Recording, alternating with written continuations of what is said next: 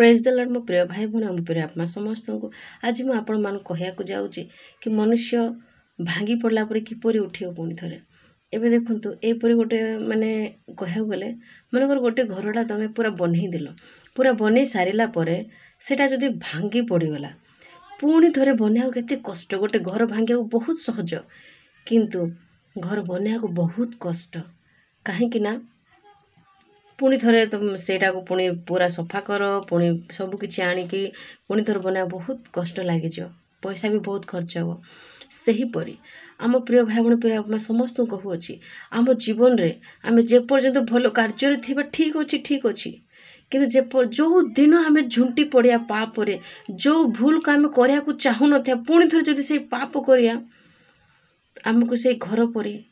सतरे मो प्रिय भाई भाई प्रिय आप समस्त कहूँ आमको से घर पर पुणी थे तलिया पुणी थे से प्रभु को पाखक प्रभु को निकट को आसिया पुणी थे बहुत समय लगे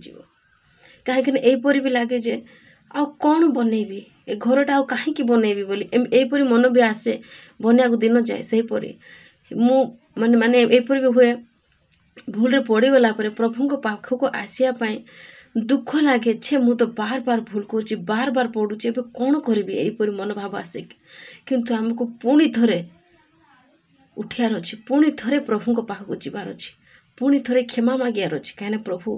क्षमा देवा पिता जेपरी पाउल कही पछर कथा पछे पकाई मु आग को जीवाक चाहूँगी आग को जा पण पाया चाहूँगी आग को दौड़ी अच्छी बोली कहते तो आगर दिन आमर कौन अच्छे से देखार अच्छी पछरे आम जहाँ भी भूल करूँ से भूल को आम पछरे छाड़ी देकी आम प्रभु को क्षमा मागे पश्चाताप पर से छाड़ी देवार अच्छी आग को जीवार अच्छी यहीपरि भी हुए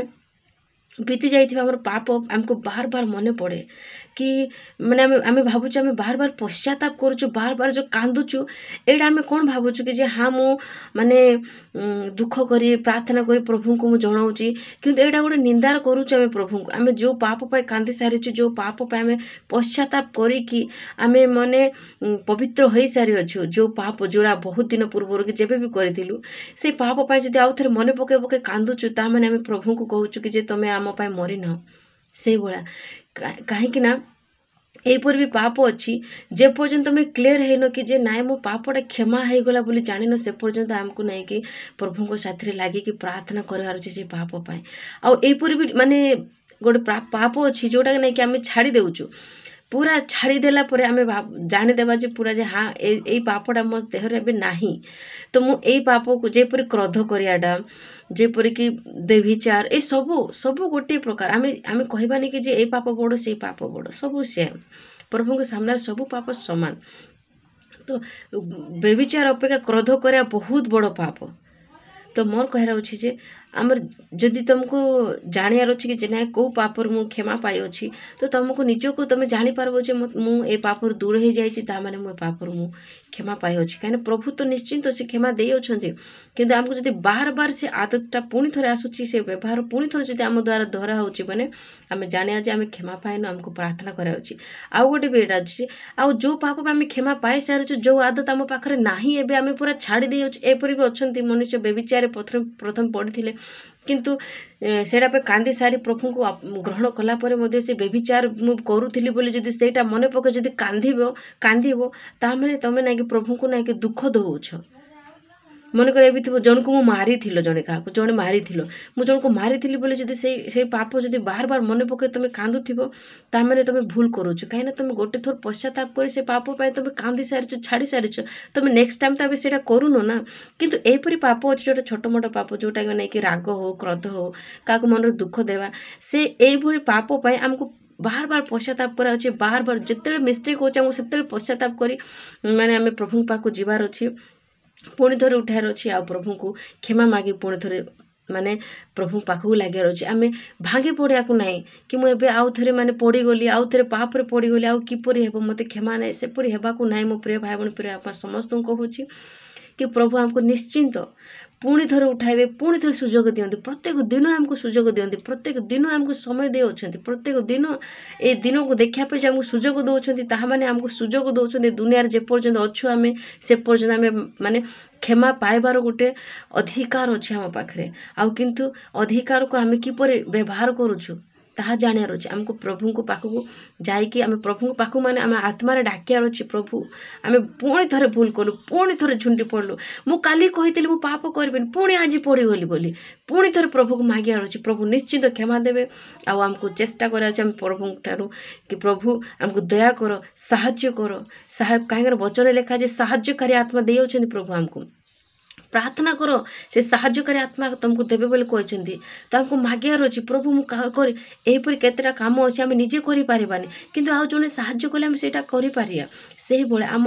प्रार्थना जीवन रे कि जहाँ भी आम निजे करूनु किंतु प्रभु कहते मुझे तुमको साहाय्यकारी आत्मा देवी बोली कहते। आम जब गोटे पाप छाड़ी पारूनु, आम जब प्रार्थना करूनु प्रभु ठार दूर को जाऊँ तो आमको मागियार अच्छे प्रभु मते साहाय्यकारी आत्मा को दियो जेपरि मु ए भूल ए भटिका ए जो मोर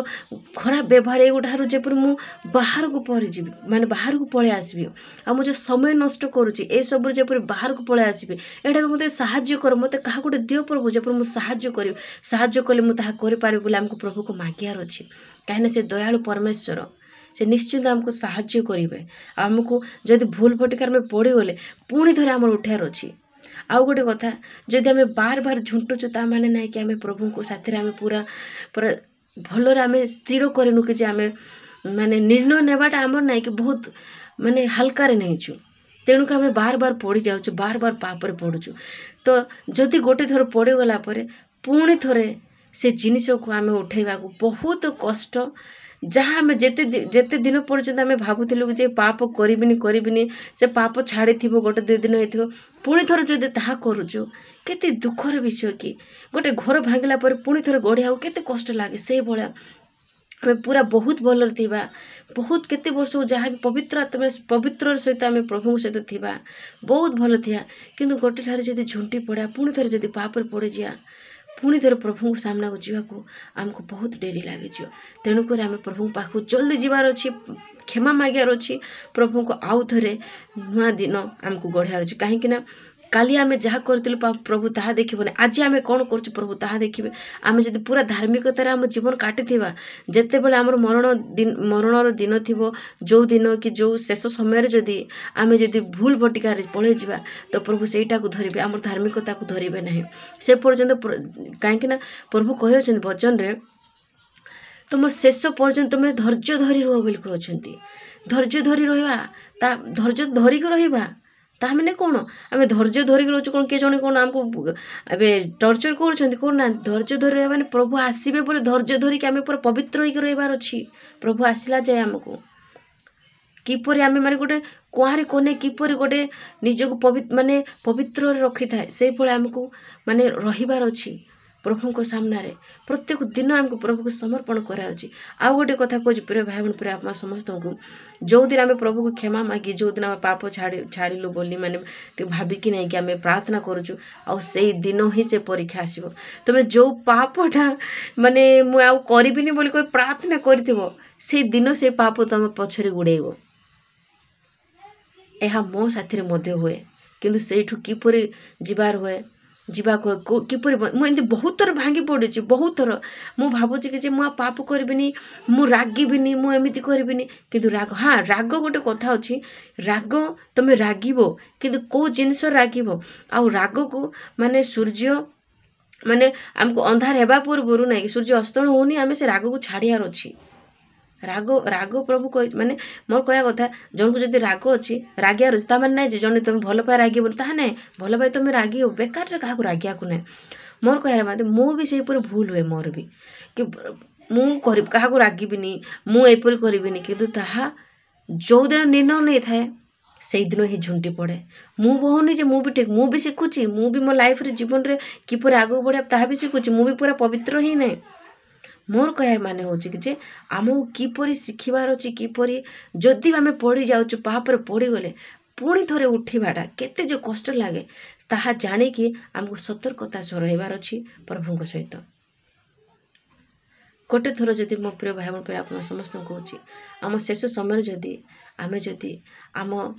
ପବିତ୍ରତା ଆମର ଏ ପ୍ରଭୁଙ୍କ ସହିତ ଲାଗି ରହିଥିବା ବେଳେ ଯଦି ଆମେ ଦୂର ହେଇଯିବା, ତ ଘର ଯେପରି ପୁଣି ଥରେ ଗଢ଼ିଲା ବେଳେ ସମୟ ବହୁତ ଲାଗେ, ସେହିପରି ଆମ ଲାଇଫ୍ରେ ପୁଣି ଥରେ ମାନେ ଭଲ କରିବାକୁ ପୁଣି ଥରେ ସେ ସମ୍ମାନକୁ ଆଣିବା ପାଇଁ ବହୁତ ଦିନ ହେଇଯିବ। ତେଣୁକରି ମୁଁ ଆପଣମାନଙ୍କୁ କହୁଅଛି, ଗୋଟେ ଥର ଯଦି ପାପରେ ପଡ଼ିଗଲ, ନିରାଶ ହୁଅ ନାହିଁ, ପୁଣି ଥରେ ଉଠ। ପ୍ରଭୁ ନିଶ୍ଚିନ୍ତ ଆପଣମାନଙ୍କୁ ସୁଯୋଗ ଦେବେ, ଆପଣମାନଙ୍କୁ ପୁଣି ଥରେ ଆଗକୁ ବଢ଼ିବାକୁ ପ୍ରଭୁ ନିଶ୍ଚିନ୍ତ ସାହାଯ୍ୟ କରିବେ। ଆପଣମାନଙ୍କୁ ସାହାଯ୍ୟକାରୀ ଆତ୍ମା ନିଶ୍ଚିନ୍ତ ଦେବେ। ମାଗି ଜାଣିବାର ଅଛି, ପ୍ରଭୁ ମୋତେ ସାହାଯ୍ୟ କର, ପ୍ରଭୁ ମୁଁ ବାର ବାର ପାପରେ ପଡ଼ୁଛି କହି ପ୍ରାର୍ଥନା କଲେ ସେ ଦୟାଳୁ ପିତା ଆମକୁ ନିଶ୍ଚିତ ଦେବେ। ଆମେ ଯଦି ବାପା ମା' ହେଇ ଯଦି ଗୋଟେ ଛୁଆର ଯଦି ଭୁଲ ଭଟିକାରେ ପଡ଼ିଲେ ବି ତାକୁ ସୁଯୋଗ ଦେଉଛୁ ବଦଳିବା ପାଇଁ, ଯିଏ ଆମ ସୃଷ୍ଟିର ମାଲିକ, ଆମର ଆତ୍ମାକୁ କେବେ ନଷ୍ଟ ଯିବାକୁ ଦେଇନାହାନ୍ତି, ଦେବାକୁ ଚାହୁଁନାହାନ୍ତି, ଯିଏକି ନିଜର ଏକମାତ୍ର ପୁତ୍ରକୁ ସେ ନିଜେ ଗୋଟେ ମନୁଷ୍ୟ ହେଇକି ଜନ୍ମ ନେଇଥିଲେ। ଭାବି ଦେଖ, ଆମର ଆତ୍ମାକୁ ବଞ୍ଚିବା ପାଇଁ ତ ଆମେ ଭୁଲ କଲେ କ'ଣ ଆମକୁ କ୍ଷମା ଦେବେନି? ନିଶ୍ଚିନ୍ତ କ୍ଷମା ଦେବେ। ଆପଣମାନେ ପ୍ରଭୁଙ୍କୁ କ୍ଷମା ମାଗନ୍ତୁ, ଆଉ ପୁଣି ଥରେ ଯେଉଁଠୁ ତମେ ପଡ଼ିଯାଇଛ, ଯେଉଁଠୁ ତମେ ପାପରେ ପଡ଼ିଯାଇଛ, ସେଇଟା ପୁଣି ଥରେ ସେଇଟା ଛାଡ଼ିକି କ୍ଷମା ମାଗିକି ପୁଣି ଥରେ ପ୍ରଭୁଙ୍କ ପାଖକୁ ଯାଅ। ଏହା ହିଁ ମୋର କହିବାର, କି ପୁଣି ଥରେ କିପରି ଉଠିବ। ଆମେନ୍। ପ୍ରେଜ୍ ଦ ଲର୍ଡ।